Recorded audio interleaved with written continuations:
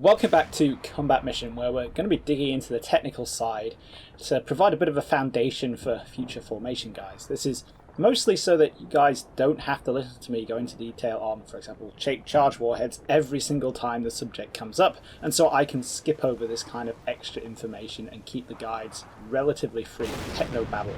If you need a combat mission, or you just stumbled on it and you want to know a bit more about how things work, or if you've been playing the WW2 titles and you're confronted by a wall of new technical details to learn that actually do matter in terms of gameplay as you step up to the modern titles, or if you've been playing for a while and you need a general refresher or to look something specific up, this video should serve as a kind of reference. And to make this easier, there'll be a load of timestamps in the description at the bottom, so you don't have to trawl through the whole thing to find what you're looking for.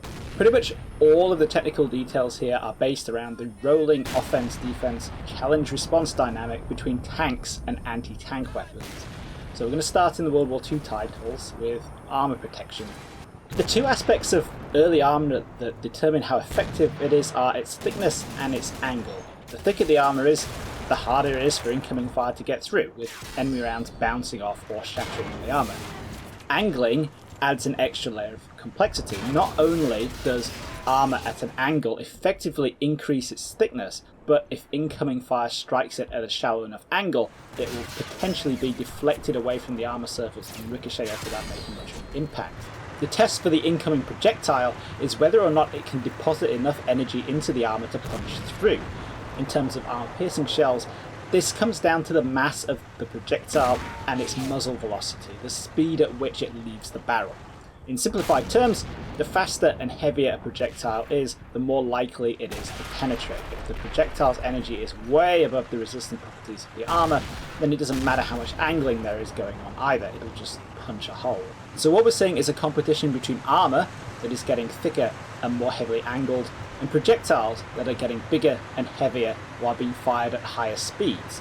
This kind of race carries with it some problems, especially in terms of size and weight.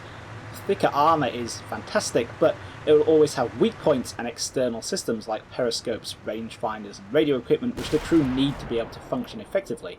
Bigger guns are great, but they require bigger, more obvious vehicles to carry them.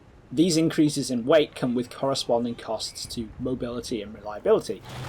This may seem bad enough for tanks, but in the world of anti-tank guns, which rely on low profiles and camouflage to survive and human effort to manoeuvre around, there are very real size limits beyond which AT guns lose a lot of their battlefield effectiveness because they become far too obvious. Luckily for anti-tank pixel tripping, there are shaped charge weapons, also known as hollow charge or high explosive anti-tank weapons, which operate on entirely different principles.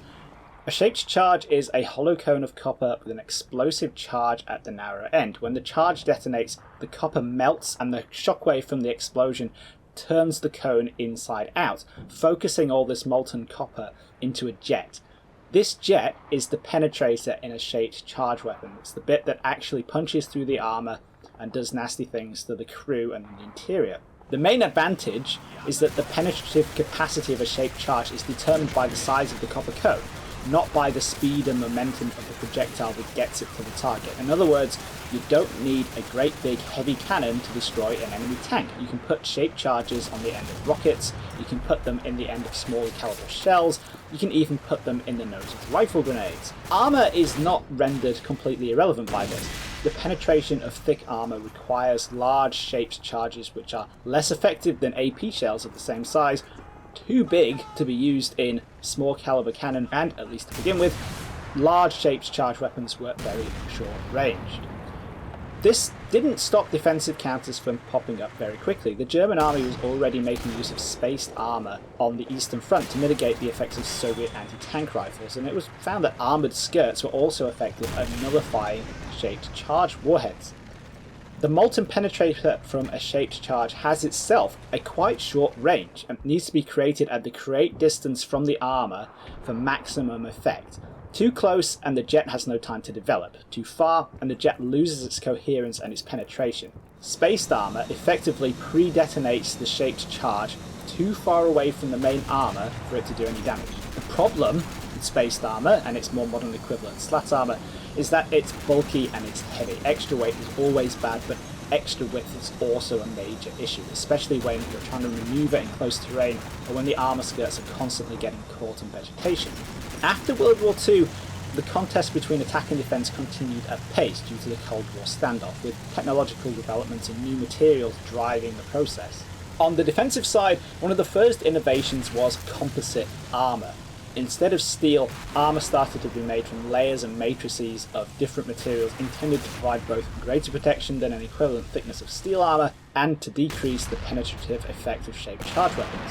The first composite armours were developed quite soon after World War II, and improvement in manufacture and the introduction of new materials has continued up to the present day, with the armour getting more and more effective as time goes on.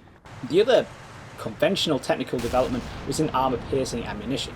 Experience showed that trying to do fancy things with armour-piercing shells, like having them explode inside the target like naval shells, really wasn't worth the effort. Most of the internal damage done to targets was a result of the actual penetrations themselves and the way their follow-on effects reacted with the crew ammunition and fuel already inside the target. The result was that Sabot rounds started to get a lot of attention. Sabots have a long history, and they are essentially used in conjunction with projectiles that are smaller than the barrel they're fired from, letting a smaller, lighter, more aerodynamic projectile take advantage of the larger propellant load you get in a bigger barrel. Or to put it simply, it lets you fire a smaller projectile at a much higher speed, and it's speed that we're after for penetrative effect. Sabot rounds were present during World War II, but in many cases they had some teething problems. These were ironed out in the Cold War and quickly married to more effective projectile materials such as depleted uranium, computerized fire control systems, and laser rangefinding that make tank guns extremely effective, especially at killing other tanks. The last major development in the contest is the development of anti-tank guided missiles, or ATGMs, and to get back to combat mission mechanics, the technical details of the control and guidance systems for ATGMs are actually quite important because they impact on tactics. Early ATGMs used MCLOS, or Manual Control to Line of Sight systems. The operator looks through a sight and guides the missile into the target with a joystick. Not only is this a very difficult system to use effectively, but the operator has to stay where he is to guide the missile, leaving him exposed to return fire. Being first generation ATGMs, these tend to be wire guided. There's a very long spool of wire in the back of the missile that plays out behind it, maintaining a physical connection to the control unit. This makes it quite difficult to fire wire-guided ATGMs through, for example, dense urban terrain or forests, because if the wire gets snagged on something, then it breaks and you lose control of the missile.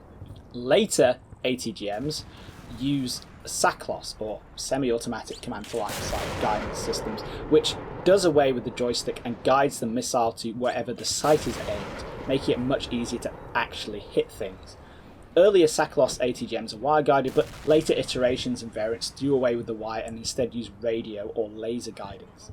Finally, the most modern ATGMs are fire and forget weapons. Once the operator has launched the missile at its target, his work is done. The missile will do its best to fly itself into the target, and the operator doesn't need to help it along, leaving him to do more important things like get some distance between himself and the launch signature or to start reloading. The increasing numbers and effectiveness of ATGMs and other heat warheads on the battlefield led to the development of explosive reactive armour, or ERA. ERA comes in blocks or panels, each of which is a layer of explosives sandwiched between metal plates. When the molten jet of a shaped charge strikes the ERA, it explodes outwards, and the resulting shockwave from the explosion breaks up the coherence of the incoming jet, stopping it from properly forming, stopping it from penetrating the armour beneath. The response to this from ATGMs was to develop tandem charge warheads. In these, a small precursor charge is mounted on the tip of the missile. This precursor charge hits any ERA blocks first and causes them to detonate early. The main charge is far enough back from the precursor charge that it's not going to be affected by the detonation of the ERA. It then passes through the gap in the explosive reactive armour and hits the armour underneath where it should penetrate. And that's about it. There are a few things that I've consciously not mentioned here, mostly because they're either rare enough to not warrant being covered or because they're confined to a single title. Plus, there's inevitably going to be some stuff that I've unconsciously not mentioned. If you want to know more about any of this or to find out about anything I might have missed, then just go and look it up. Everything in Combat Mission is as real as Battlefront can get it. Even the hypothetical conflicts of Shock Force and Black Sea are absolutely based in reality. As much as possible, things work the way they work in real life. If you want to know something, ask Google and it will feed you more information than you can possibly process about it. So that's that, guys. This one's all about setting the stage for more formation guides in the future. It should speed the process up a little bit. Hope you all enjoyed it, and I'll catch you in the next video.